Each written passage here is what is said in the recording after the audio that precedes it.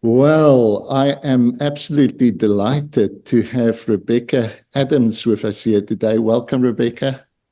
Good to be here. And the reason Rebecca is such a special guest is we're going to be talking about desire and the way in which desires are formed and shaped, and specifically about Rene Girard's ideas about desire. And that's where Rebecca comes in, because she's one of the first people who engaged Girard on positive mimesis. Now, those words might be foreign to many, so I'm going to take just a minute or two to explain the basics of this idea of mimetic desire. I think it's quite natural when any of us thinks of where do my desires come from to think it originates in me. They come from me.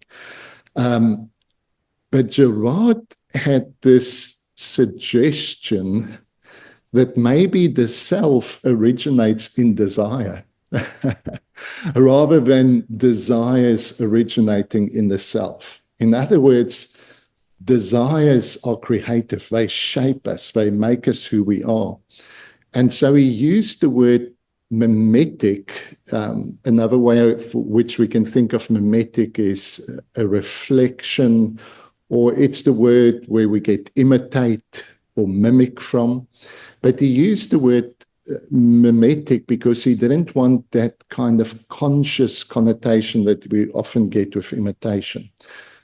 The bottom line is his idea was that desires are mimetically transferred from those who we are in relationship with. Now, he explored very profoundly the negative aspects of twisted desires. How can desires turn into conflict, into violence? He emphasized it so much that many people kind of thought his whole message is almost an ontology of violence, which he explicitly denied.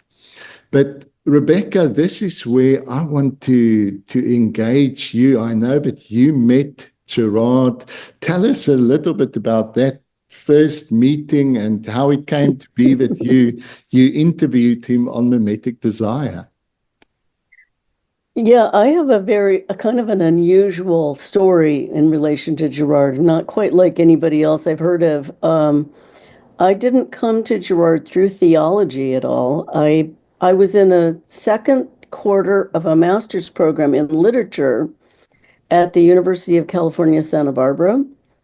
And I was in the hall one day, and there was this man who came walking down the hall, had this shock of white hair. And one of my friends leaned over to me and said, "That's Rene Girard. You should take his class. He's commuting down here from Stanford once a week to teach a class this next quarter." And I had no idea who Rene Girard was. So, but I just took her suggestion and I went to the class. And so I ended up, it was a 10-week quarter. And every week Girard lectured. He was a great teacher, and he laid out his entire theory of mimetic desire and scapegoating and ritual and myth and all of the basic tenets of his theory in these 10 weeks. And he did it. I learned his theory from him personally, orally in lectures. What and so I wish I could have sat in on that. Well, it was much easier to grasp than reading the books. I didn't read the books first. I heard this theory from him, and I saw how excited he was about it, and he was making connections with the literary theory that I was learning in my other classes, and so he was very interested in Derrida at that time, and everybody was talking about Derrida in the field of literature at that time. And so I just was mesmerized by these lectures, and then he gave a couple of public lectures also. So my story is really one from literature and Yes. from philosophy, Yes. rather than than theology per se. And Okay. then what happened is that afterward, my first husband and I read Things Hidden Since the Foundation of the World Mhm. out loud together. We would wash the dishes at night and Yeah. then we would read for like an hour. And we read the entirety of Things Hidden Since the Foundation of the World out loud. And we even read the footnotes. Wow. So that's how I really absorbed, Mm, the difficulty. Like that's when I became aware of how difficult the books really were. I read them all later, afterward, one yes. by one. Yes. And so I, then if I I was can in, chip in there, I remember a friend told me you've got to read Girard, and I can't even remember the first book I did. I think it was just something on sacrifice, but it was just beyond me. It was just too difficult. And I had to, because he insisted there's so much you have in common, I gave it a second go and I read The Scapegoat. And so I think the ideas takes a while to actually make their impression. And they might certainly look difficult, but wow, is it worth the perseverance? right. They often grab people with a sense of immediacy. Mhm. Like once you see these ideas about mimetic desire and scapegoating that can sometimes come out of mimetic desire, those are kind of his two major themes. You see them everywhere, and it can be life-changing because it's so illuminating. Mhm. And so I kept thinking about Rene Girard as I was in graduate school and I was absorbing all these other literary theorists and philosophy that was it. So my grappling with Girard was always in the context of these other thinkers. They grew up together for me. Yes. So then I changed my program to the University of Notre Dame and a PhD in literature. And by that time, it was maybe a few years later, I was maybe 3, 4 years later, I was in at Notre Dame doing my doctoral level work. And I had the chance to be the managing editor of a journal called Religion and Literature. Yes. And every year, the managing editor got a chance to edit a special issue Okay. of the journal, and they could do it on any topic they wanted. So I chose what I called violence, different sacrifice, Yeah. and that was the theme. It wasn't just on Rene Girard, but one of the things I decided to do was to interview Rene Girard, and I joke about it now because I say, well, I was too naive to be afraid of him. But I had also met him in person, so Mm, it seemed natural. So I went to in November 1992, I went to the American Academy of Religion, and that was the first time I met other Girardians at a group meeting, and that group, Colloquium on Violence and Religion, was just starting. I mean, it had only yeah. been around for 2 years or so. So I sat down with a tape recorder and I posed questions to him, and he answered them. Yes. And then we edited the interview together. So, and then the journal came out in the summer of 1993. Yes. So when I look back, I see that what I did was when I asked him questions in the interview, I was asking him the questions that I was wrestling with the Yes. theory, and that where I wasn't happy with some of his answers, or that there were things that bothered me. I wanted to know how he dealt with certain problems, Yes. and so I asked him those questions, and he gave some answers and said some things that he hadn't really said before. Hmm. Hmm. And one of them was about the goodness of mimetic desire. and emphasizing that it's fundamentally good. And he even said mimetic desire is the desire for God. Yeah. Well, that really created a lot of interest and kind of, a lot of dialogue. Girardian scholars were kind of took that up and did things with that. And because he hadn't said anything that was quite like that. Yeah. And so then I realized that I realize now that the whole rest of my life has in some ways been shaped by that interview, because I'm still continuing to deal with the questions that he raised and which formed the basis of my own work then eventually. That is so encouraging and profound on many levels, because obviously there's an honesty about your questions when it's not trying to formulate it for some imaginary audience, the academic audience or whatever, but there's all it was for me. Yeah, these are my questions that I felt like I was Girard's student. Yes. And so in some ways I was just asking him the questions that I would ask. Yeah. So that's but then the consequence of that is that your questions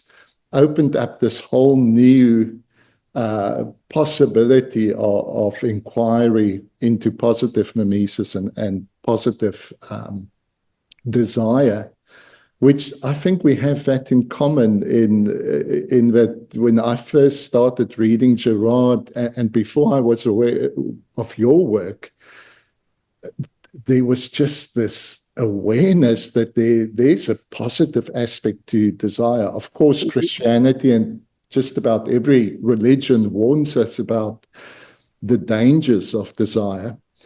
But many of them also acknowledge that there's something profoundly beautiful about being drawn by desire towards something better. Now, so you published that article, and I love what you said at the end, how the rest of your life has been influenced even by that. Kind of unpacking the things he said and the questions that I still have. And I kind of I ended up kind of working to answer my own questions when I wasn't satisfied with his answers. Yes. And so what I ended up doing was really extending Girard's theory beyond where it had gone. I didn't really critique it in the sense of saying it was wrong. I more said, well, here's how you would have to extrapolate further. And I came to see that you really had to talk about positive desire. I call it loving or creative mimesis. Because if you didn't, you were left with a very pessimistic view of human nature and even kind of a way of thinking about Christianity that didn't seem adequate. Like it just, in Girard's last works, he kind of moved away from the things he said to me in the interview. Yes. In his mid-career, and he became much more pessimistic. And so that bothered me. And so I felt like it was really important to develop. And this wasn't just an intellectual process for me. Like this was existential for me. I was, at the time I interviewed Rene Girard, I was in therapy for having been in more than one abusive situation. And so I was coming to terms with what it meant personally to realize that you had been a victim. Yes. And yet, as you do that in therapy, you also realize that you can't, that you have to take responsibility for how you might harm others out of that trauma. Yeah. And so the point of therapy is to move beyond those roles of victim and victimizer into healing. Yeah. And so for me, this was a very personal and existential journey. And I was wrestling with these issues, not just intellectually. At Mm. first, it had been intellectual, then it became very personal. Yes. That is, I think, something that everyone can identify with. On some level, we've all experienced victimhood, and on another level, we've all been scapegoats. We've made victims, and to start seeing those patterns, not just outside of ourselves, but to recognize it in our own lives, I think that is where the real power of these ideas and the practical implications become so relevant. So Yeah. Girard is very good at offering us an explanation of violence. Mm-hmm. And that's why he attracts many people, because they he gives us tools for understanding how victims are created, how violence works through mimetic desire that's rivalrous. Yes. And so that's empowering to many people and eye-opening to many people. Yeah. But one of the things that he wasn't as good at, which I was probing at in the interview, is helping people who have been victimized out of the victimage, Mm-hmm. having a positive program of how not to be victims anymore. And Yes. so their perspective really wasn't quite included yet, is Mm-hmm. what I began to see. My wife and myself, Mary Ann, have seen this in the work that we do in some communities in South Africa. So obviously, South Africa has a history in which there were very real victims produced by injustice, etc. And we work in some of those communities, and I mean, part of what you've got to do is come to grips with what has happened, with the injustice, with victimhood. But that is never enough to take you out of it, to bring true healing. And politically in South Africa, most of the parties thrive on the idea that it's the other party that has made you victims. And it's always that kind of blame game is how we can consolidate the power of our group. And so to walk that path with people where they acknowledge the truth, both of their victimhood, or with a community where they've got to acknowledge their participation in injustice, but then to take them beyond it, I think is where the Mm-hmm. positive mimesis comes from, that our history is not simply the only source material from which our future is going to be made, that there's something about a future that opens up that's larger than the future that the past that has brought us here. And one needs a positive, reflective relationship with desire to make that happen. Yeah. Right. I really like what you're saying about that positive future that opens up. And Yeah. that's at the time of the interview and for maybe a year afterwards, that's what I couldn't find. I couldn't Mm-hmm. find it in Girard. Now, I had found it in some other places, Yeah. with spirituality and spiritual direction, Mm-hmm. and with reading some of the Christian mystics, and but I couldn't find an explanation of how mimetic desire wasn't just like a prison. And Yes. many people had critiqued Girard on that point. They had said, well, is mimetic desire all there is? And, isn't there some other kind of desire? Or Yes. is mimetic desire, if it's all there is it always violent? Mm-hmm. And he would answer inconsistently. Mm. And sometimes he would say mimetic desire is such and such, and it always leads to rivalry. Yeah. Other times he would say the kinds of things he said to me in the interview. And Mm-hmm. I noticed, this at the intellectual level process, I was noticing these anomalies. Like I could see the broad scope of his theory, but also noticed these little details. Mm-hmm. And there was something that wasn't quite right about those details.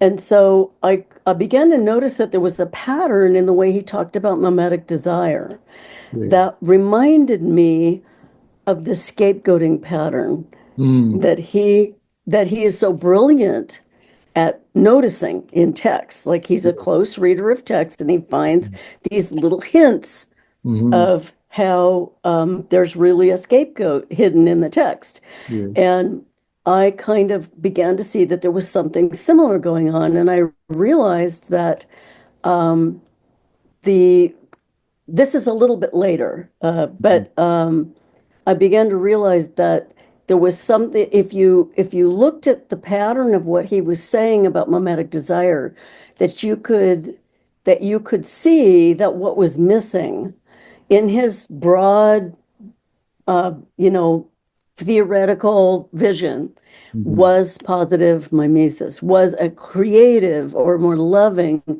form of mimesis. You could see that it was needed to be in there and it wasn't. Yes. And so, but that's actually not the that's not the way that I came to my own breakthrough at Okay. first. That was a little bit later. The way that I came to my breakthrough with mimetic theory was by watching an episode of Star Trek. Okay.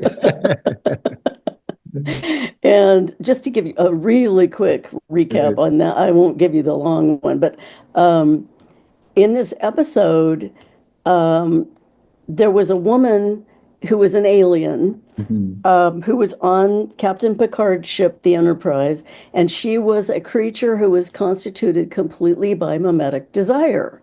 That Wow. was the premise of the show. And so she would imitate whatever men she was nearby because she was going to she would give them whatever they wanted. She would be a perfect mate for them. It was called a perfect mate. And the so she would become for each man or group of men, whatever they wanted her to be. Mm-hmm. And this started creating problems on the ship. So Captain Picard, the head of the ship, he locked her away in her room. And then he came to visit her so she wouldn't be imprisoned. And he actually became the model for her mimetically. But what he desired for her was that she become a whole person and an independent agent. And so, from within her own mimetic nature, she became a subject. She became a person with Mm-hmm. agency and Oh, that's with beautiful. and so that was like this huge aha moment for me. And of course, it was Star Trek that came up with this idea, you Yeah. know. So, but then I, what I did is I worked it out. I worked it out within Mm-hmm. mimetic theory, and I saw this pattern with the scapegoating and how you needed loving and creative mimesis, because that's how the Yeah. metamorph in this Star Trek story, that's Yes. how she became a subject with Mm-hmm. agency and will and love for herself and Yes. others.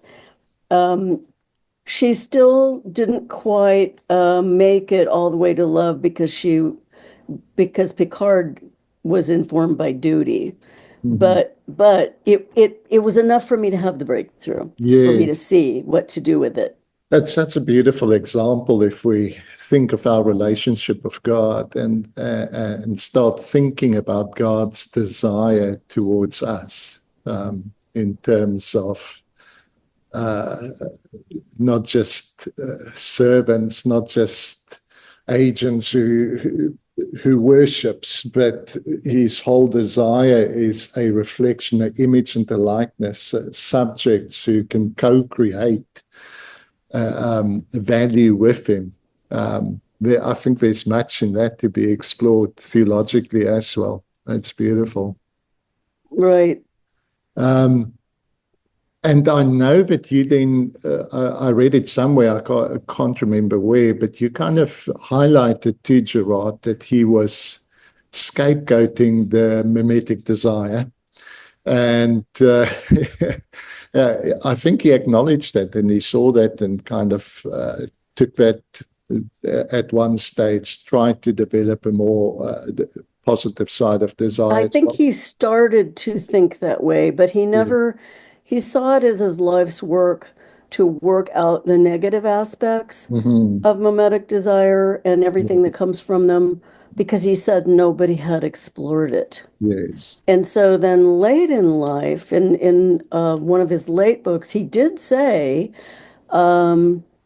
I think that these positive aspects, I would have to go back and rethink my whole theory in the light of these positive things. Yes. But that he never had the chance to do that. No. He didn't have enough time left.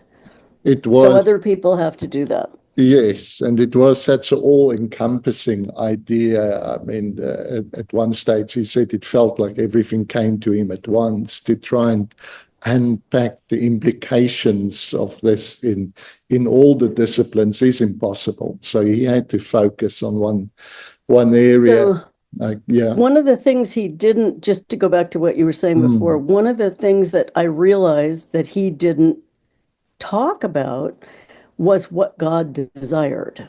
And this was part of my personal healing. Is I came from a background with a theology about, how we were kind of corrupt and we were worms and we couldn't do anything good. And that wasn't real helpful. That had kind of set me up for abusive situations, So the breakthrough that I had for myself personally was I realized that Girard didn't ask the question of what God desired. We're supposed to imitate Jesus or imitate God because they're nonviolent and non-rivalrous, but he didn't ask what God desired. And I realized that God was love. God desired me to be a subject. And God desired me to have agency and dignity. And this was something that was a different kind of theology than what I had been taught. So it was part of my healing to have that breakthrough, to realize that mimetic desire could be described as love. Yes, that's beautiful. I think in my own development with the Girardian ideas and my own kind of spiritual religious upbringing, I can see how for me as well, there came a moment where Girard's ideas undid so much of what I knew and thought about how the scriptures worked. And it gave me a profound new way of kind of interpreting scriptures as a narrative that brings this story to a crescendo. But I was also never quite satisfied with although he opened up many new angles and meanings on the life of Jesus, the cross, the exposure of the scapegoating mechanism, the unveiling of the heart of God and its implications for our relationship, definitely for me needed some further exploration. And that's where Alfred North Whitehead was a big help for me in developing a more nuanced understanding of how desire functions. Yeah. I loved your book. No, good. I was really learning about Whitehead through your book. I had a little bit of exposure to him before that, but I thought you did a good job of kind of describing the basic thought of each one of them in chapters, and then kind of showing how they went together. And the thing that really grabbed me the most about your work was your description of lack. And we've talked about this, existential lack, how in Girard's work, he says that the reason that we desire what other people desire is because we have a sense of existential lack. There's Yes. something missing in us. And then he talks about how that leads to rivalry because we don't even really want the things that other people want. Instead, what we want is we don't really want their objects. Instead, we kind of want to be them because Yes. we feel empty. Hmm. And that's one of the things I would say about that's kind of a negative view of human Hmm. beings, you know. And what I loved about how you talked about lack was how lack could be understood more if using Whitehead, that he could be understood more as being that I'm lacking something because I'm unfinished as Yes. a subject, as an agent, as a person who has a point of view and can act in the world. I'm always evolving, I'm always becoming. And so Mhm. that's kind of the cutting edge of my selfhood and my experience is that Yes. there was a future for me that hasn't happened that can be better than what I have at Yes. present. And you and that's a way of talking about I, having an existential lack yeah. that is so much more positive Yeah. Yeah. than the idea of it being a craving inside oneself that's Mm. more like an addiction, Yes. and then it's always leading to rivalry and violence. Yeah. And when I started exploring, thinking of how can we think of desire without this existential lack, I specifically went back to the most foundational assumptions that Girard made about desire. So this sense of lack. And and then just started thinking both of my own experience, but also of the text when I read of Jesus having a sense of fullness, yet still a desire and a motivation to do things. How do we understand being both content with who I am, where I am, what I've got, and yet this movement into a future because what is actual is not the fullness of possibility. And that helped me a lot to kind of draw this distinction. And I think both of them are part of our own personal experience. We know what it's like to have a sense of lack, but we also know those moments in which we can experience a sense of fullness, yet we are still drawn Right. towards possibilities and the future. And we might not want to call that lack, but it is a logical lack because what is actual lacks the actualization that the future has to offer. The future has no, It's the yes, there's the openness to something openness to it. more. Absolutely. And Gerard said in the interview with me that he said mimetic desire is everything. It Mm, is murderous, it is rivalrous, but it is also the basis of love and heroism and yeah, everything. And he said, and I said to him, "Oh, and openness to others." And he said, "Yes, extreme openness." I love So, that. and it's openness not only to others, but openness to the future, to Yes. life itself. Yeah. Yeah. I think we can do a whole another session one day just exploring those different dimensions of desire, the kind of desire that develops from lack and this realm of possibility that draws us to greater meaning, to greater relationship. Um, like Girard himself, I'm aware that there's so many directions we can go in with this. We've got to choose one and make the most of it. This is what I meant when I talked about extending Gerard. It's just Mm, going somewhere he didn't go. mm, It's not really refuting what he said so much as going somewhere he didn't go.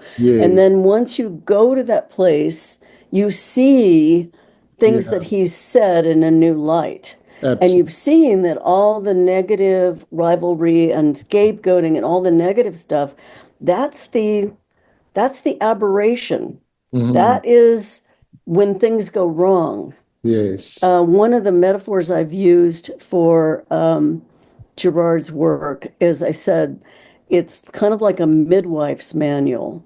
Mhm. If you were a midwife and you were wanting to teach people about all the things that could go wrong in childbirth, you would want to detail all of the bad things that could happen so that you could Yeah. train nurses and midwives and doctors.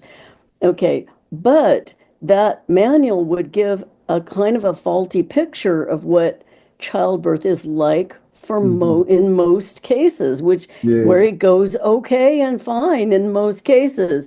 But you Yeah. want the midwife's manual for the times when it goes bad. Yes. So Girard is really, really good at describing the times when mimetic desire goes bad, but it Such a good wasn't as good example. about talking about what would be the normal and the healthy Yes. expression of mimetic desire.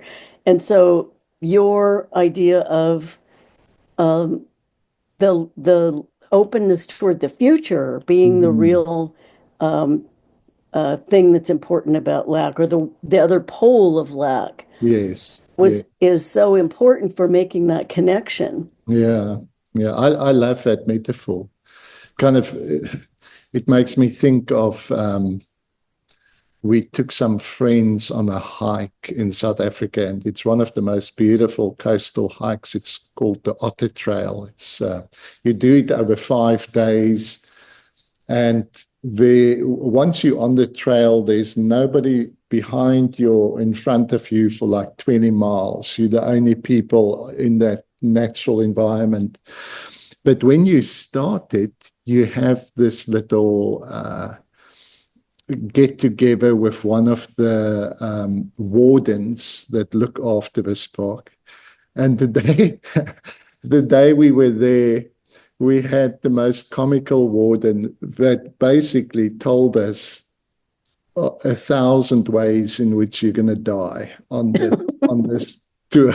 And Snakes and tarantulas and yes, it was horrible, and some of the people had a bit of a phobia about being just alone in nature. So we had our work cut out for us to help them afterwards.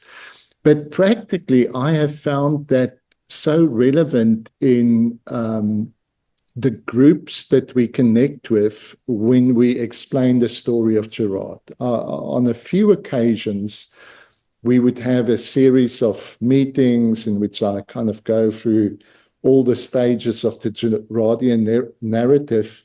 And although there were profound moments of realization and impact of what this means for my life, for how I interpret the scriptures, often people also had this kind of lull at the end that says, wow, is this what humans are really like? And it kind of left that negative impression at the end of we realized how our society works, how religion works, how we function, and it's not very good.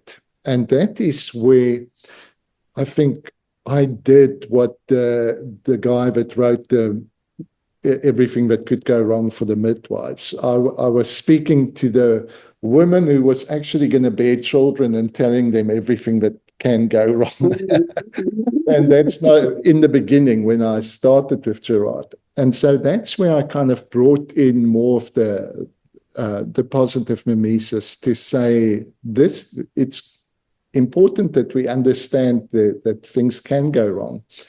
But there needs to be this beautiful balance of seeing how desire animates our lives, how it draws us towards a future, how there's greater meaning and beauty available for us.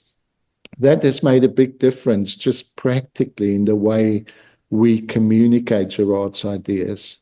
well, and it's not just that it's that most childbirth goes normally. It's Yeah, that childbirth is all about joy. It's yeah, about bringing a new life into existence. It's yeah. about self and the other, together with a new life. So Mm. it the whole point of going through the process of childbirth is the new life. and Yes. participating in the new life.